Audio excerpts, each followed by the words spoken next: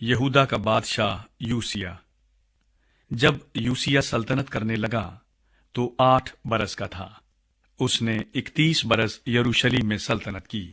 اس کی ماں کا نام جدیدہ تھا جو بسکتی ادایا کی بیٹی تھی۔ اس نے وہ کام کیا جو خداوند کی نگاہ میں ٹھیک تھا اور اپنے باپ داؤد کی سب راہوں پر چلا اور دہنے یا بائیں ہاتھ کو مطلق نہ مڑا۔ توریت کی کتاب کا ملنا۔ اور یوسیہ بادشاہ کے 18ویں برس ایسا ہوا کہ بادشاہ نے صافن بن اصلیہ بن مسلم منشی کو خداوند کے گھر کو بھیجا اور کہا کہ تو خلقیہ سردار کاہن کے پاس جا تاکہ وہ اس نقدی کو جو خداوند کے گھر میں لائی جاتی ہے اور جسے دربانوں نے لوگوں سے لے کر جمع کیا ہے گنے، اور وہ اسے ان کارگزاروں کو سونپ دے جو خداوند کے گھر کی نگرانی رکھتے ہیں، اور یہ لوگ اسے ان کاریگروں کو دیں جو خداوند کے گھر میں کام کرتے ہیں، تاکہ ہیکل کی دراڑوں کی مرمت ہو،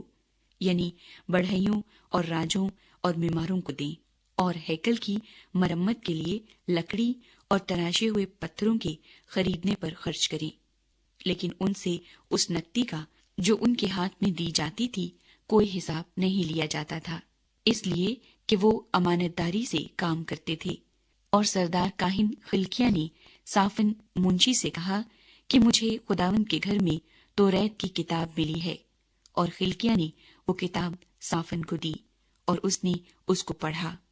اور صافن منشی بادشاہ کے پاس آیا اور بادشاہ کو خبر دی کہ تیرے خادموں نے وہ نقدی جو ہیکل میں ملی لے کر ان کارگزاروں کے ہاتھ میں سپرد کی جو خداوند کے گھر کی نگرانی رکھتے ہیں۔ اور صافن منشی نے بادشاہ کو یہ بھی بتایا کہ خلقیہ کاہن نے ایک کتاب میرے حوالے کی ہے، اور صافن نے اسے بادشاہ کے حضور پڑھا۔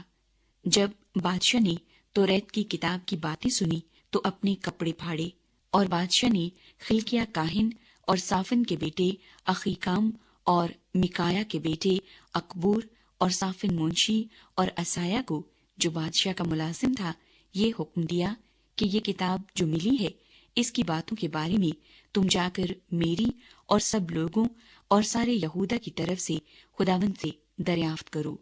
کیونکہ خداوند کا بڑا غضب ہم پر اسی سبب سے بھڑکا ہے کہ ہمارے باپ دادا نے اس کتاب کی باتوں کو نہ سنا کہ جو کچھ اس میں ہمارے بارے میں لکھا ہے اس کے مطابق عمل کرتے۔ تب خلقیہ کاہن اور اخیکام اور اکبور اور صافن اور عصایہ خلدہ نبیہ کے پاس گئے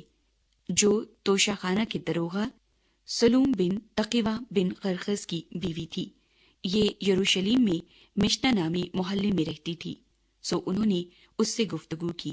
اس نے ان سے کہا، خداوند اسرائیل کا خدا یوں فرماتا ہے کہ تم اس شخص سے جس نے تم کو میرے پاس بھیجا ہے کہنا کہ خداوند یوں فرماتا ہے کہ میں اس کتاب کی ان سب باتوں کے مطابق جن کو شاہ یہودا نے پڑھا ہے اس مقام پر اور اس کے سب باشندوں پر بلا نازل کروں گا،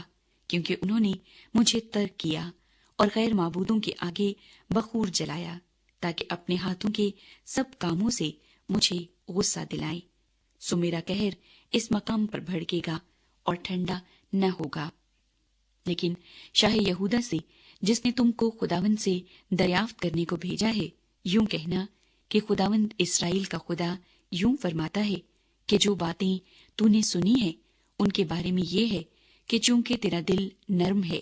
اور جب تو نے وہ بات سنی جو میں نے اس مقام اور اس کے باشندوں کے حق میں کہی کہ وہ تباہ ہو جائیں گے اور لعنتی بھی ٹھہریں گے، تو نے خداوند کے آگے عاجزی کی اور اپنے کپڑے پھاڑے اور میرے آگے رویا، سو میں نے بھی تیری سن لی، خداوند فرماتا ہے۔ اس لیے دیکھ میں تجھے تیرے باپ دادا کے ساتھ ملا دوں گا اور تو اپنی گور میں سلامتی سے اتار دیا جائے گا، اور ان سب آفتوں کو جو میں اس مقام پر نازل کروں گا تیری آنکھیں نہیں دیکھیں گی۔ سو وہ یہ خبر بادشاہ کے پاس لائے۔